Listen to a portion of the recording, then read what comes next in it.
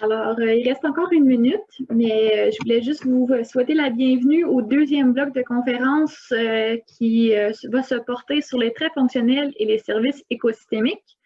Alors, on a 3 présentations et si je comprends bien le format, je vous coupe à 12 minutes. So you guys have 12 minutes and then I'm going to cut you off and all the questions will be at the end of the session. Fait que les questions seraient à la toute fin, mais si vous êtes vraiment de bonne heure, on pourrait peut-être prendre 1 ou 2 questions au début aussi, fait qu'on va voir.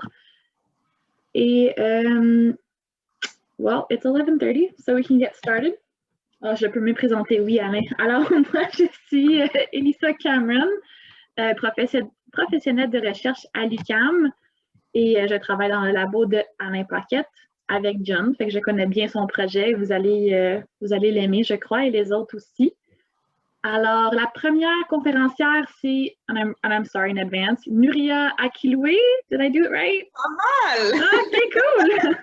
Qui est chercheuse postdoctorale à l'UQAM sous la direction de Christian Messier. And today she is going to talk to us about tree functional traits and networks informing forest management in an uncertain global change context. So I give you the floor. Yeah, I'm trying to see what I'm sharing. Okay. Do you see now my screen? Yeah, we do. Great. So yeah, I'll start. Well, sorry, I have to. Okay. Today I'm presenting. Yeah, I'm a postdoc with Christian Messier, and I've been keep working on what I started my exam de synthèse back when I did my PhD at UQAM with him and Marie-Joseph Orten. So today I'm presenting our last work. Well, this is not the title of our work, but it's about tree functional traits and networks and how we can inform forest management in uncertain global change.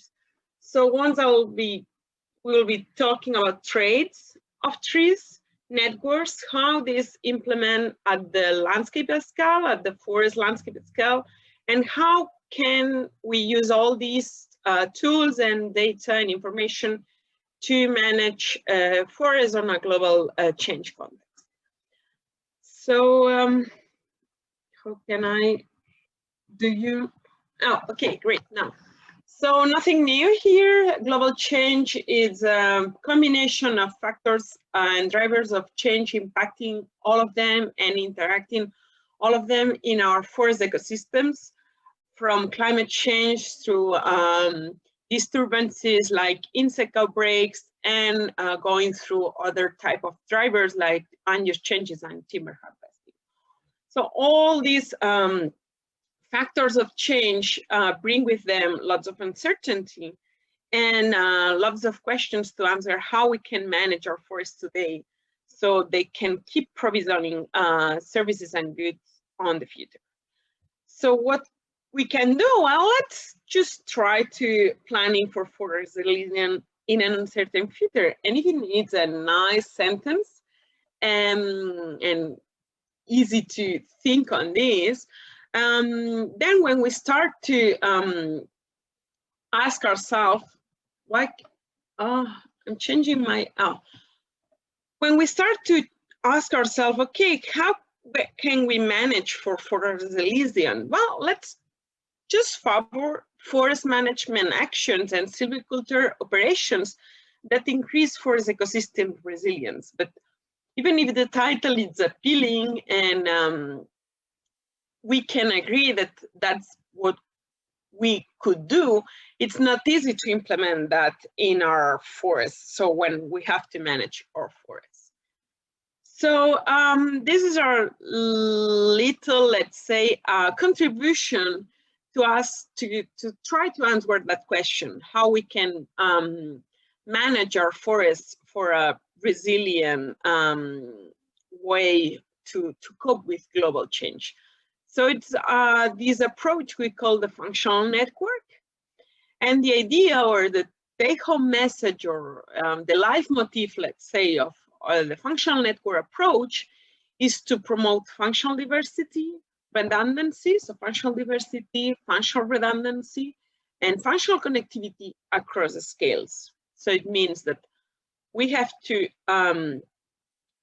plan the operations, the silvicultural operations at the forest stand, but taking into account the forest ownership scale and looking at the forest landscape scale, where we can really take some decisions or make some decisions that will benefit all other stands and ownerships around me. Like here, that if we plant here a new plantation, a new mixed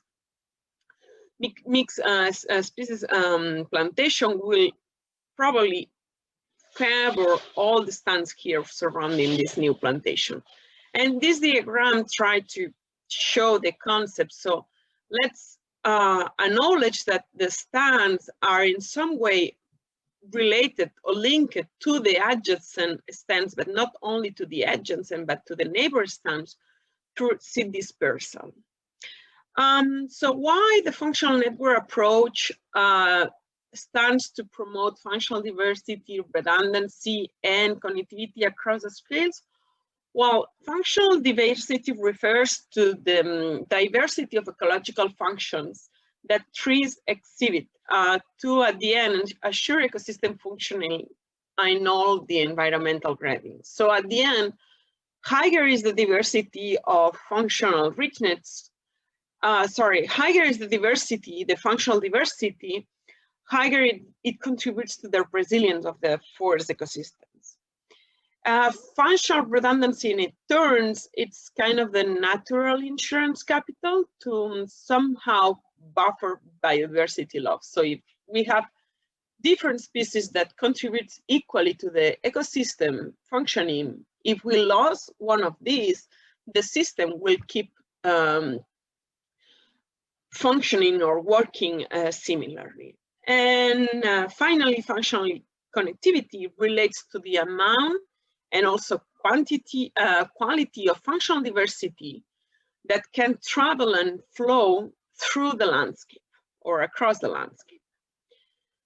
So how we can do that, or how can we implement these concepts? First will be to characterize tree species by their functional traits. Second will be to represent a forest landscape as a network of forest stands, and I will show how we can do that. And finally, compute some resilient related indicators across the scales.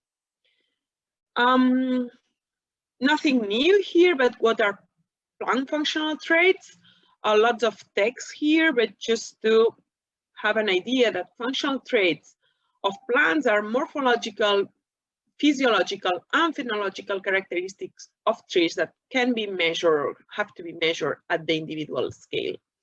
And traits determine the performance of every individual through the effects on growth and reproduction and survival.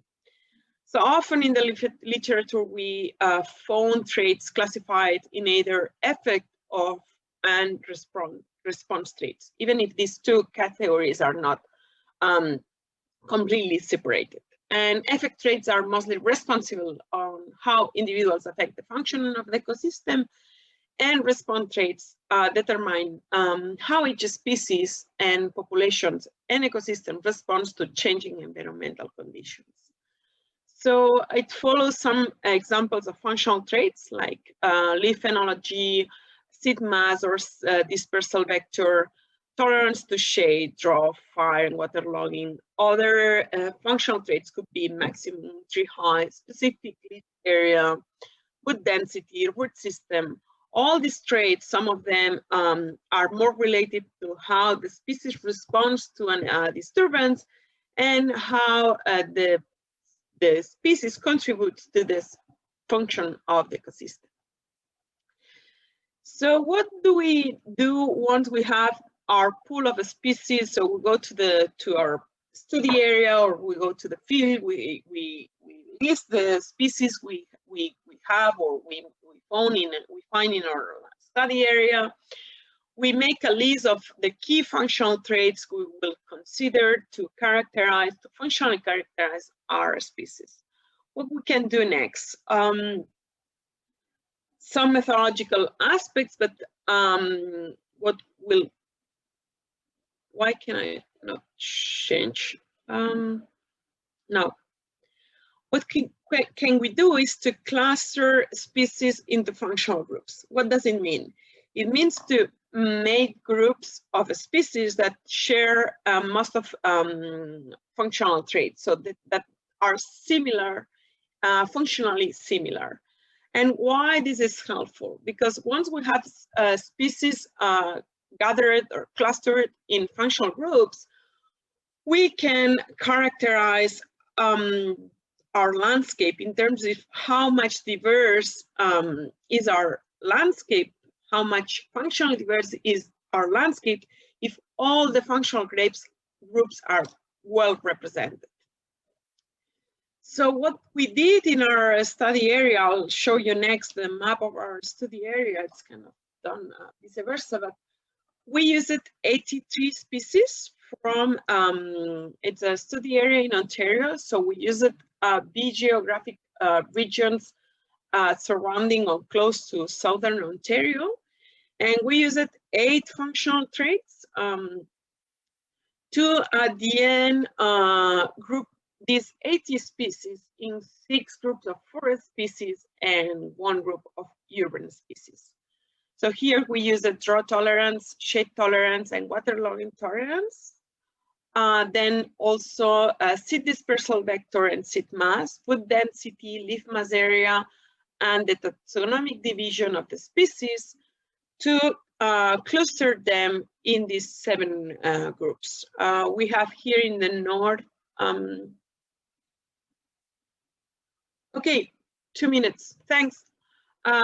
2 conifer groups and then deciduous species. So here it's our study area. It's Haliburton, it's these chunks or zones of forest. This little one, it's represented here as a stand. So we have the stand divisions of this area, and we identified each stand to a node of the network. We computed the functional diversity of each tree community as the diversity of functional groups. And what we saw is that it's taxonomically rich, but functionally poor. So we proposed 3 or 4 multi-scale forest management that implies harvesting at low and high intensities, and harvesting and planting at low and high intensities.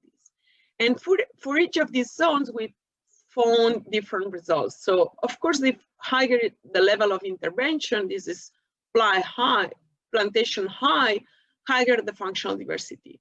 But for the other zones in this study area, we found that low-level plantations is similar or give similar results of functional diversity as high-level plantation, or that low-level plantation is even better than high-level plantation for this area here, or that high-level harvesting returned similar results that low-level plantation. So just to remember or to wrap up, that tree-species richness does not always translate into functional rich forests, that functional groups allow to intuitively quantify functional diversity of stands and landscapes, that management and diversification of forests must be done from a multi-scale perspective, that promoting the natural regeneration of functionally rare species may be sufficient to increase the resilience of forests, and finally, that low-level planting could be enough to foster stand-level functional diversity. And that's all. Thank you for attention. Here you find my contact if you have any questions after this talk. Thank you, Núria. So we went a little bit over, but I let you finish your wrap-up slide, so that's fine. John and Irene, what I did was I sent a little chat to Núria at your 2-minute mark so that you know. And like she said, questions can be at the end of the session.